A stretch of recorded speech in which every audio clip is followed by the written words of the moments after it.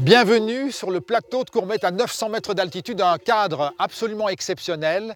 Vous le voyez, un troupeau rassemblé, parce que ici, ce qui est important, eh bien, c'est la laine. Et cette laine, elle est l'objet de l'activité d'une association, qui est un collectif en réalité, qui s'appelle Laine Rebelle. Alors pourquoi, je me dirige vers l'un des membres du collectif, Isabelle, pourquoi Laine Rebelle, Isabelle? Ah, Laine Rebelle, parce que belle. Laine Rebelle, c'est une association qu'on a créée il y a à peu près 6 mois pour valoriser la laine des brebis de la race des Préalpes d'Azur et Mouret-Rousse. Les Préalpes, c'est deux races qui sont sur le territoire ici du parc naturel régional des Préalpes d'Azur. Pourquoi cette laine n'est pas suffisamment valorisée, cette laine qu'on voit sur le dos des moutons? Cette laine, comme toute la laine de France, elle est achetée pour partir en Chine. Donc elle n'est pas du tout valorisée puisqu'elle va nous revenir, on ne sait même pas vraiment sous quelle forme, dans des pourcentages dans l'industrie textile. Et ça pose des problèmes effectivement de vie finalement aussi pour les éleveurs ovins, enfin d'activité, oui, pour le tissu local. Les éleveurs, ils sont obligés de tondre leurs brebis et donc aujourd'hui les négociants achètent la laine à très bas prix. Et cette laine, elle est complètement dévalorisée. De toute façon, la laine, ça ne représente plus que 1,5% de l'industrie textile dans le monde. Donc, et alors concrètement, voilà, vous allez la valoriser. Concrètement, justement, comment allez-vous faire? Alors, ce qu'on va faire, c'est ce qu'on a déjà commencé. On trie la laine sur les chantiers de tonte et on la fait transformer en France.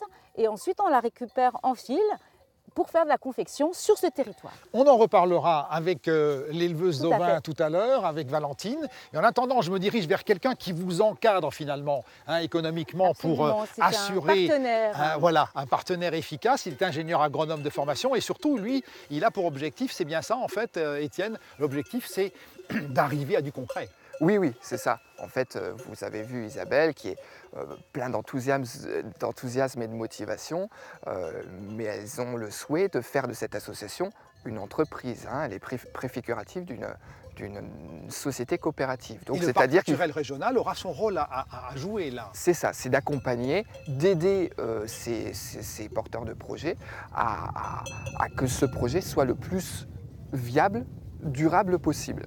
Et ce projet rentre tout à fait dans la philosophie du parc naturel régional puisqu'il essaye de valoriser cette ressource locale avec des initiatives locales. Donc on est en plein dans une belle initiative que le parc soutient et qu'il est encore prêt à soutenir dans les années qui suivent. Ça va se passer comment? À quoi va-t-on arriver finalement au terme de ce projet en fait, Étienne?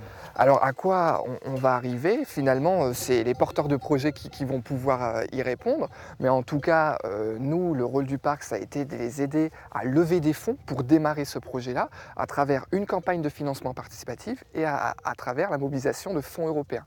Donc ça, c'était vraiment le rôle du parc, d'aider à l'activation du projet par une aide.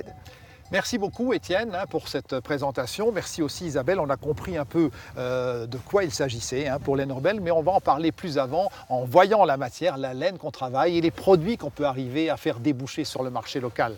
Alors rendez-vous à tout de suite.